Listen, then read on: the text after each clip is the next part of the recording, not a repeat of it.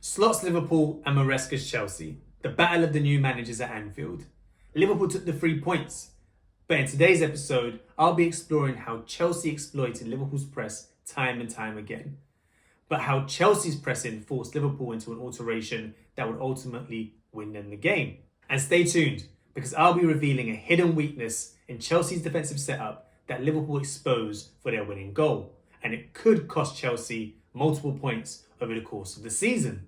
As explained in my previous video analysing Slots Liverpool tactics, Liverpool press in a 4-2-4 or 4-4-2 shape. But this can be exposed if you A, pin the fullbacks, and B, exploit the half space either side of Gravenberch and Curtis Jones. And Chelsea exploited this time and time again with their 3-2-2-3 shape. And this included Colwill, Tosin and Reece James as centre-backs, Caicedo and Lavia as a double pivot, Gusto tucking in from that left-back spot and becoming a box number 10 alongside Cole Palmer, Sancho and Madueke pinning the fullbacks up high and wide, and Jackson in that striker role. And the reason that Maresca chose this shape for Chelsea was to open up 3 avenues of attack to exploit Liverpool's press. And they were direct passes into Gusto or Palmer, passes into the central areas for Lavia, Caicedo or Jackson, or direct passes out wide to Sancho or Madueke. And yet, we all expected Palmer to roam around, try and find space to exploit Liverpool's press. But it was Gusto's movement that was the key tactical tweak that probably put Liverpool out of kilter throughout the rest of the game. If we jump into a visual from the game, you can see how Gusto's positioning was hard for Salah and Gravenberch to contain. And you can see Lavia here in that central area and Liverpool's 4-2-4 press system, but they weren't able to conduct that high press that they've been used to in previous games. Instead, they conducted a mid-block press with Salah responsible for carrying out that pass out wide to Sancho, given his positioning, but no one could foresee the positioning of Gusto tucking in. Salah would usually go and press the centre-back here, or cut out the pass out wide and be pretty safe in both scenarios. But he gets caught in 2 minds here in trying to cut off a pass to Sancho, but also trying to cut off a pass to Gusto at the same time. And you have Gravenberch, who can't pull out wide and man mark Gusto because it will open up that central space to Jackson. And that causes confusion for Liverpool, with Lavia passing the ball through the lines, through to Gusto, who's able to find a clear pass out wide to Sancho to have a 1v1 attack versus Trent. The second way that Liverpool's press was exploited by Chelsea was direct passes into the central areas. And this could only happen through the movement of Cole Palmer and Gusto. And although Chelsea's goal was a great pattern of play, the exact same thing happened in the first half as a warning to Liverpool. And as you can see from the visual, Chelsea set up in that 3-2-2-3 shape. And as the ball progresses to Reece James, you can see that Cole Palmer pulls out wide. The main purpose of this is to drag out that double pivot into the half space and create space in the central area. As Cole Palmer moves out wide, you can see the gap developing between Gravenberch and Jones. But also, this is where the front four, although they were set up in a mid-block, they seem to lack a bit of intensity or at least the ability to cover off passes into that central area. Nunes should have been screening over that side. There's no other role for him really, as Szoboszlai can press Tosin if he receives the ball. But Nunes sleeps and Caicedo makes a nice little movement just into the middle of the centre circle. Caicedo picks up the ball in the central area with a late press coming from behind from Nunes, but it's too late. He's able to get his head up and spot the run of Jackson. Now Jackson's run is really important here. He runs directly in between the 2 centre-backs, and that causes confusion as to who's supposed to track the run and who's trying to just cover the space. And he ends up making that run down Van Dijk's side, similar to the goal. And it ends in a shot for Jackson. And the same thing happened again for the goal. Gusto now makes this movement out into the wide area, and Salah tracks him and tries to drop him behind. But by this point, you can see the shape. They have Lavia, Caicedo in between that front 4 press and the double pivot. Now, Jones had a man marking job on Palmer. You could see that he seemed to follow him out wide. But what that did was that caused a big old space in between Gravenberch and Jones to be exploited. Now, Caicedo finds a lovely pocket of space in behind the front 4 press, just in front of the double pivots. Gusto finds him, and that's where Jackson makes that direct run in between the 2 centre-backs again. And this is where, in Klopp's teams, they would attempt to keep that high offside line and try and play Jackson offside. But in Slot's team, they had the sort of freedom to drop with the ball and the run and try and track it, especially given their athleticism and a defensive nous in reading the passing triggers. But in this case, Jackson makes that beautiful run in between 2 centre-backs, The ball gets shaped by Caicedo as if he's playing through the middle of them, but shapes it around Van Dijk. And that allows Jackson to run onto the ball and have a shot on his stronger right foot. And that mid-block got penetrated time and time again.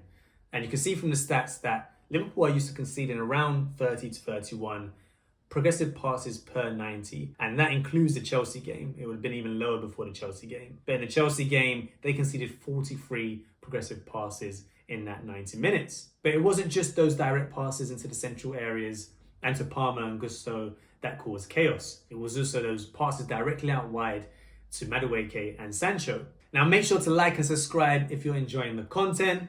If there's any team that you think will be interested for a tactical analysis, leave it in the comments below. But stay tuned for a hidden weakness that Liverpool exploited for the winning goal that can cost Chelsea even more points as the season progresses. Now moving back to the third point of the direct 1v1 attacks out wide, you can see that Chelsea tried to target that 1v1 relationship between Sancho and Trent and Madueke and Robertson. Now Sancho was hauled off at half-time, which probably demonstrates how well Trent did to deal with those 1v1 situations. But one thing that surprised me was how little that Chelsea tried to go through Madueke given the success he had in that game. And this clip doesn't need any expert analysis. Reece James passes the ball to Madueke and Liverpool forced the double up, but Madueke doesn't care. He just drives directly at Robertson on the outside, using his pace to beat him and creates an opportunity for Chelsea. And this makes it even more surprising that Madueke was taken off later on into the second half and that he wasn't utilised as much as he probably should have done throughout the game, especially when Sancho was being handled so well by Trent Alexander-Arnold. Now overall, Chelsea had a Swiss Army knife of options to progress the ball through the thirds and beat Liverpool's press. But it was their defensive game that was also impressive until the moment that Liverpool adapted their game plan in build-up. It was at this point that Chelsea failed to deal with this adaptation and lost them the game. Now, not to shamelessly plug my video again, but it seems like Maresca must have been listening to this video because they adopted a high press, and especially around Konate and Trent, trying to force the ball to the left-hand side and cause mistakes from Liverpool and win the ball up high. And jumping into the visual, Liverpool start off the ball at the halfway line. Gravenberch passes it backwards to Robertson, and that triggers the press from Chelsea straight away. Madueke presses Robertson, with Palmer already closing off and cutting off the option to Van Dijk, and the double pivots, both man marking and staying close to Gravenberch and Curtis Jones. And the press doesn't stop there. Kelleher receives the ball, and Jackson curves that run, tries to force it away from Konate, and that's what forces it over to Van Dijk. And Palmer's already in a position to go and press Van Dijk, and you can see the rest of the setup is pretty well sort of matched up, being man-marked all over the pitch.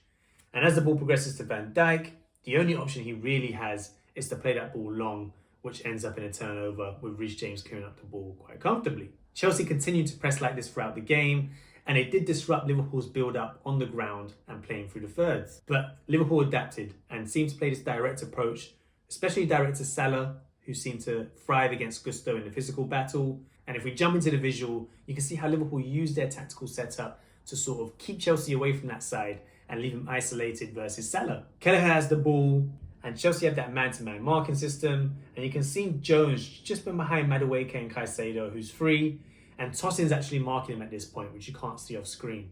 But as the play progresses, you can see that Jones and Nunes force themselves to the opposite side to Salah to try and create as much space around him to be able to deal 1v1 with Gusto and be able to use his physicality to pin him down. That prevents Colwill from moving across and allows Salah to win that 1v1 duel and bring it down and progress the play for Liverpool. And if we jump into the visual for the build-up that led to the penalty for Liverpool, you can see that Palmer goes to press Van Dijk and carries on that press into Kelleher.